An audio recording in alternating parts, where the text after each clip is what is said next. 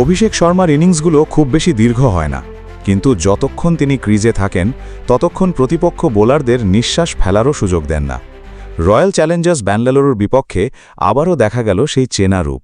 মাত্র ২০ বলেই তুলে নিলেন ঝড়ো 50, আর শুরুতেই ম্যাচের নিয়ন্ত্রণ এনে দিলেন সানরাইজার্স হায়দ্রাবাদের হাতে। প্লে অফের টিকিট আগেই নিশ্চিত করেছে হায়দ্রাবাদ, তবে লড়াইটা এখন টপ 2 নিশ্চিত করার, আর সেই সমীকরণের ম্যাচেই প্রতিপক্ষ টেবিলের শীর্ষে থাকা বেঙ্গালুরু। চাপটা তাই কম ছিল না, কিন্তু অভিষেক শর্মা যেন চাপ নামক শব্দটাই ভুলে গেছেন। তিনি নেমেছিলেন একটাই উদ্দেশ্য নিয়ে, বল দেখো আর গ্যালারিতে পাঠাও। অভিষেক যখন ছন্দে থাকেন তখন বোলারদের করার খুব বেশি কিছু থাকে না। পরিকল্পনা বদলায়, ফিল্ড বদলায়, গতি বদলায়, কিন্তু ফল একই থাকে। বল সীমানার ওপারে গিয়ে আছড়ে পড়ে।